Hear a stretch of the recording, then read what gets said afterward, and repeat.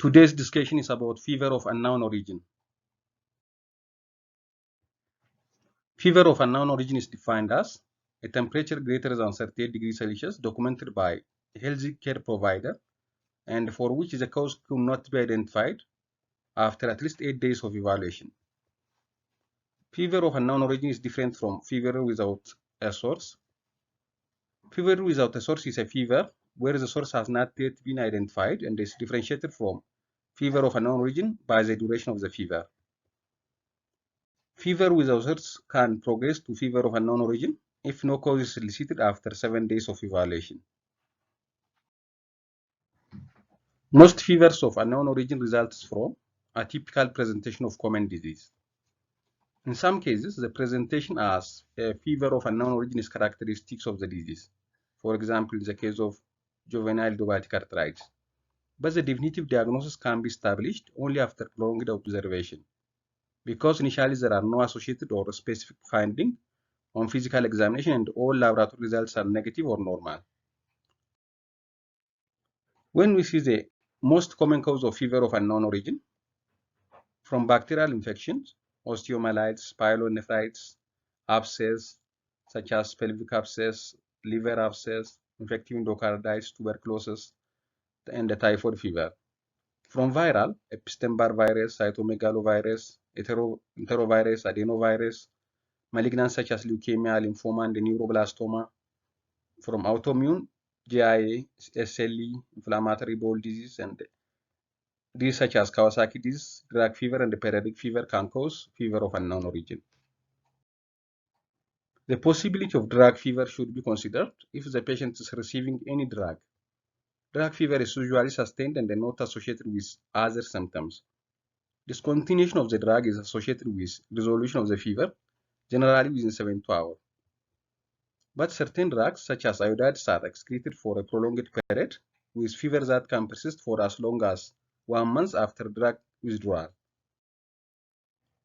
The evaluation of fever of unknown origin requires a sonography and a physical examination, supplemented by a few screening laboratory tests. Occasionally, the fever pattern helps make a diagnosis, but most diseases causing a fever of unknown origin do not have a typical fever pattern.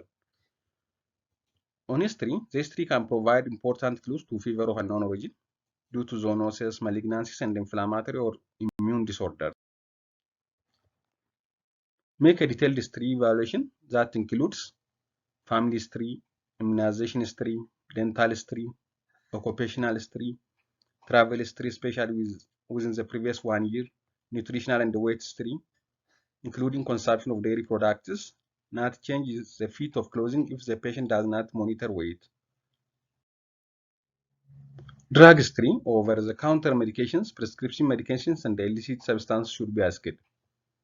Sexual history, recreational habits, animal contacts, surgery, and other invasive procedures and trauma, fever pattern, and fever with rigors or shaking chills is most suggestive of infection as opposed to non-infection inflammatory conditions.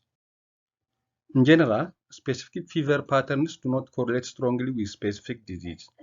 Notable exceptions include classic recurrent fevers as follows. Tertian fever is prolonged malaria occurring every third day. Undulant fever is brucellosis. Evening fevers and the sweats resolving by morning. Tick-borne relapsing fever is a fever lasting 1 to 3 days followed by up to 2 weeks without fever, followed by another 1 to 3 days of fever. Louse-borne relapsing fever is characterized by fever lasting roughly 3 to 6 days, followed by up to 2 weeks without fever, followed by 1 to 5 febrile episodes that decrease in severity. Cyclical fever is a characteristic of Hodgkin's disease, week-long high fever with week-long remissions. Periodic fever in cyclic neutropenia, double quaternion fever or 2 fever spikes a day in adult still disease, also seen in malaria, typhoid, and other infections. Morning fevers in polyarthritis nodosa, tuberculosis, and typhoid. On physical examination, definitive documentation of fever and exclusion of factitious fever are essential early steps in the physical examination.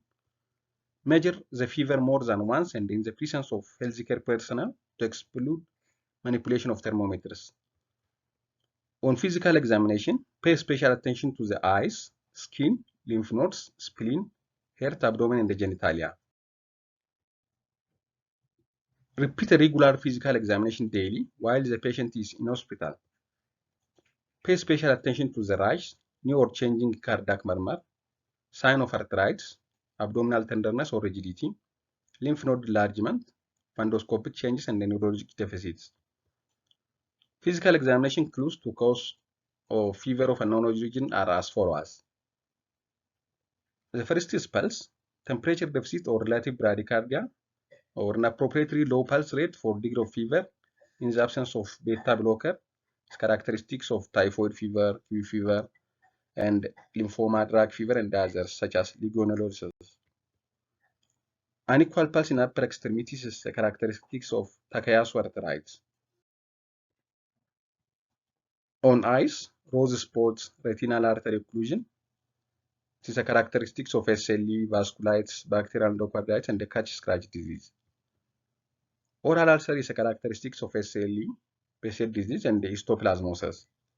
Tender tooth on percussion or caries and the gingivitis is a characteristics of the dental abscess. Enlarged or tender thyroiditis, thyroiditis. Lymphadenopathy can be caused by sarcoidosis, SLE, and other granulomatous infections and hematologic malignancies.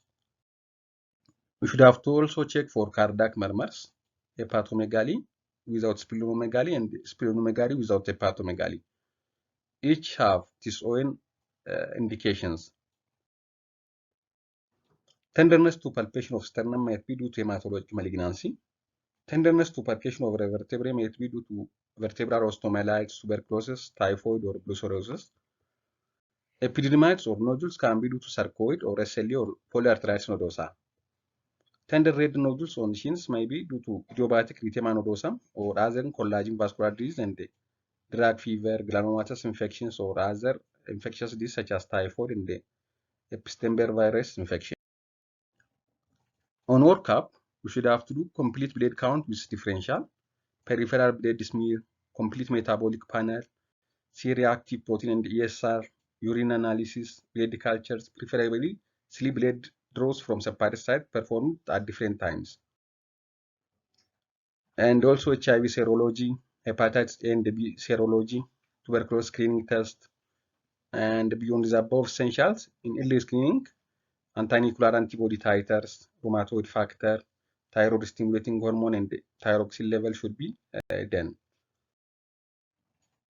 Regarding imaging studies, posterior anterior and lateral chest radiography, thoracic CT angiography, echocardiography, and CT scanning of the abdomen and the pelvis can be done accordingly. Regarding approach considerations of treatment, in general, empiric therapy has little or no role in case of classic fever of unknown origin. Treatment should be directed towards the underlying cause as needed once a diagnosis is made. Some studies suggest a few exceptions to this general approach, including cases that meet criteria for culture-negative endocarditis, cases in which finding or the clinical setting suggests cryptic disseminated TB, and cases in which temporal arthritis with visual loss is suspected. In this case, we can treat empirically. Patients with giant cell arthritis should be treated with high dose of steroids.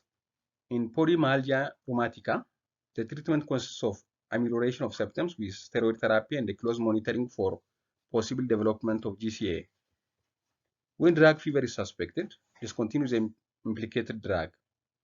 Stopping the causative drug generally leads to deference within 2 days. This is all about fever of unknown origin. Thank you for watching.